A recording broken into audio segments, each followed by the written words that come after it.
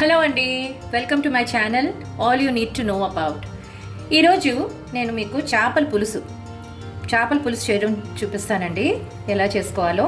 అయితే ఈ చేపల పులుసు కూడా డిఫరెంట్ ప్రాసెసెస్లో చేసుకుంటారండి అందరూ కూడా. అయితే నేను ఈరోజు ఒక ప్రాసెస్ చూపిస్తాను, మళ్ళీ నెక్స్ట్ ట్రిప్ ఇంకొక ప్రాసెస్ చూపిస్తానండి. సో అలాగా నేను డిఫరెంట్ ప్రాసెస్ చూపిస్తాను. నేను ఈరోజు ఫస్ట్ మాత్రం పచ్చి పులుసు చూపిస్తున్నానండి. సో ఈ పచ్చి పులుసు ఎలా చేసుకోవాలి అన్నది మీకు చూపిస్తాను. ఫస్ట్ ఆఫ్ ఆల్ మనం దీన్ని మ్యారినేట్ చేసుకొని పక్కన పెట్టేసుకోవాలండి కాసేపు. ఆ తర్వాత ఎలాగా చేసుకోవాలనేది మీకు చూపిస్తాను. మ్యారినేట్ చేసుకోవడానికి కావాల్సిన సామాన్లు అండి: చేపలు, అలాగే పసుపు, కారం, ఉప్పు మెయిన్ ప్రాసెస్లోని, అండ్ ఇది గరం మసాలా పౌడర్ అండి. ఇది నేను ఇంట్లో తయారు చేసుకున్న గరం మసాలా పౌడర్.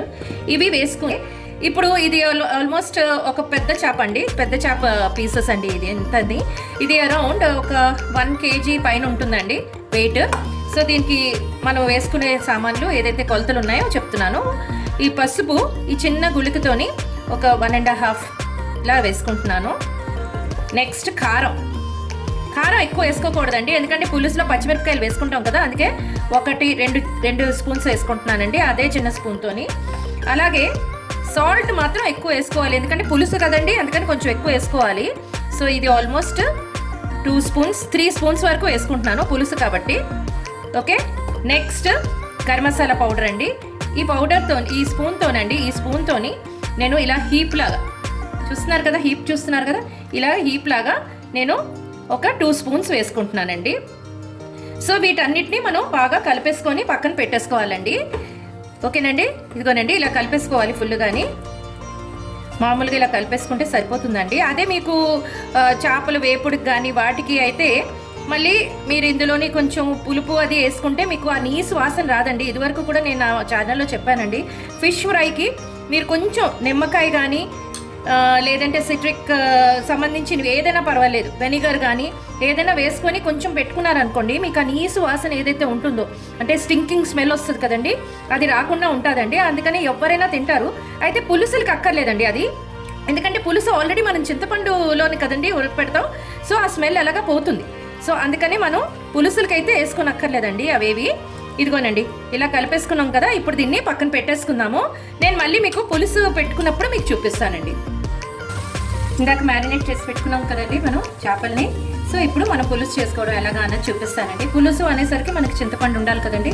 సో చింతపండు నేను కొంచెం ఈ మాత్రం చింతపండుని నానబెట్టుకొని ఇలాగా గుజ్జు కూడా కొంచెం ఇలా తీసేసుకొని పిండుకొని ఉంచుకున్నాను. సో ఇప్పుడు మనం ఫస్ట్ ఆఫ్ ఆల్ మనం ఇందులోని ఏం చేస్తామంటే, ఈ చింతపండు పులుసు వేసే ముందు మనం వీటిని వేసుకోవాలండి. ఇవ్వనండి, ఉల్లిపాయ, టమాటా ఇవి 2 వేసేసుకుంటాం ఇందులోని బాగాని. ఆల్రెడీ మనం అన్ని మ్యారినేట్ చేసి పెట్టుకున్నాం కాబట్టి మనం ఇంకా ఆలోచించక్కర్లేదండి. అలాగే ఈ కరివేపాకు ఎందుకంటే మంచి స్మెల్ వస్తుంది, ఇది హెల్త్కి కూడా మంచిదండి, చాలా మంచిది ఇది. సో దీంతో పాటు మనం కొంచెం వెల్లుల్లిపాయ, అల్లం 3 కలిపి పేస్ట్ చేసి పెట్టుకున్నానండి దీన్ని. సో దీన్ని కూడా కొంచెం వేసుకుందామండి ఇలాగా. అది ఎందుకంటే అల్లం వెల్లుల్లిని ఉల్లిపాయ కొంచెం వేస్తే గ్రేవీ కొంచెం థిక్గా వస్తుందండి, అందుకని అది కూడా కొంచెం వేసుకుందాము. ఇలా వేసుకొని మనం ఇందులో కొంచెం ఆయిల్ కూడా వేసుకోవాలండి, ఒక్క పిసర.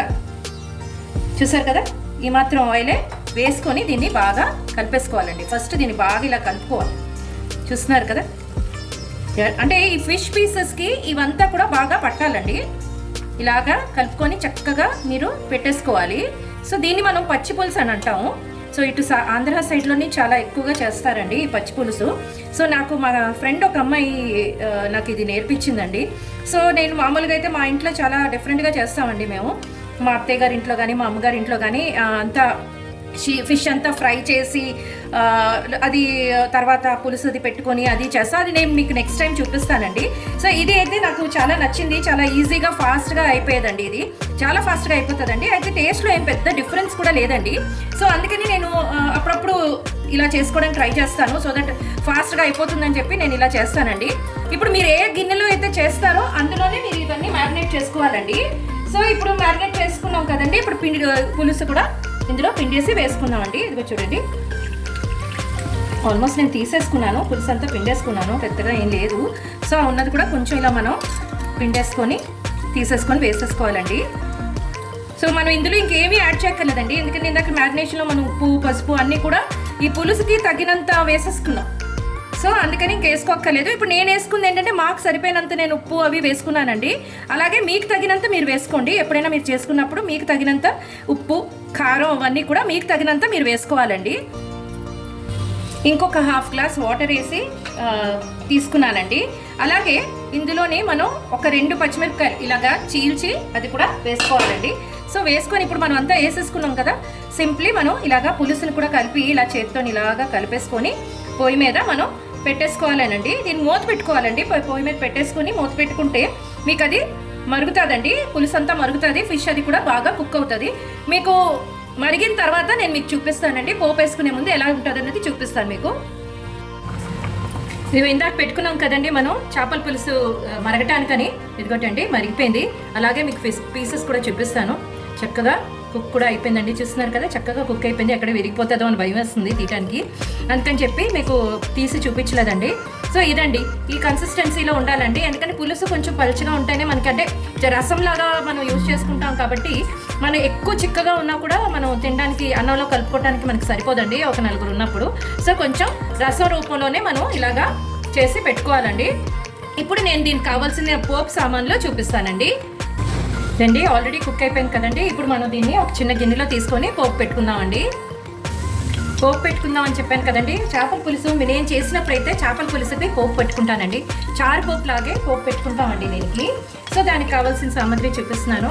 ఏమీ లేదండి, జస్ట్ మీకు కొంచెం ఆవాలు జీలకర్ర వేసుకుంటామండి.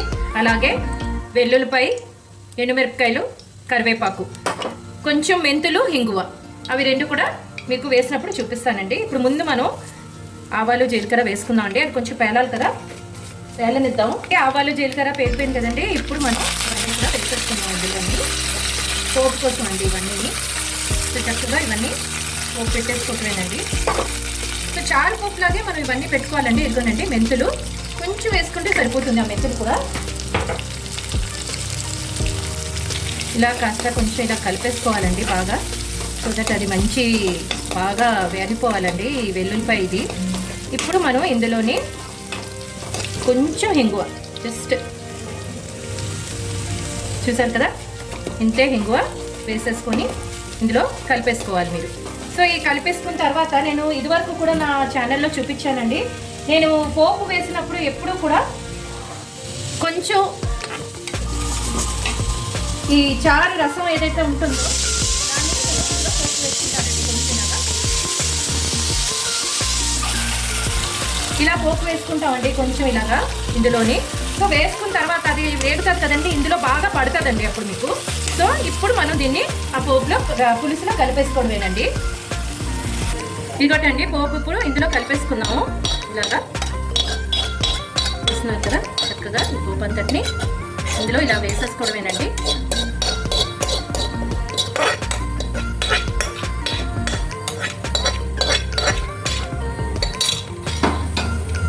చూసారా ఎంత చక్కగా ఉందో. జస్ట్ మనకి చారు పోపు లాగే వేసుకోవాలండి. వేసేసుకొని ఇప్పుడు ఇందులో మనం గార్నిషింగ్కి కొత్తిమీర వేసుకుంటే సరిపోతుందండి. ఇదండి ఈరోజు నా రెసిపీ చేపల పులుసు, పచ్చి పులుసు అండి. ఇది చేపలది పచ్చి పులుసు. సో ఇది మీరు వెజిటేబుల్స్ వేసి కూడా పచ్చి పులుసు చేసుకుంటారండి చాలామంది, కానీ మా ఇంట్లో ఈరోజు నేను ఫిష్తో చేశానండి పచ్చి పులుసు. సో మీరు కూడా మీ ఇంట్లో ఇది చేసుకుని ట్రై చేసి తిని నా లింక్ని నా ఛానల్ని చూసి లైక్ చేసి షేర్ చేసి సబ్స్క్రైబ్ చేసి బెల్ ఐకాన్ ప్రెస్ చేయండి. నేను మీ ముందుకు మళ్ళీ ఇంకొక కొత్త రెసిపీతో వస్తానండి. Bye bye.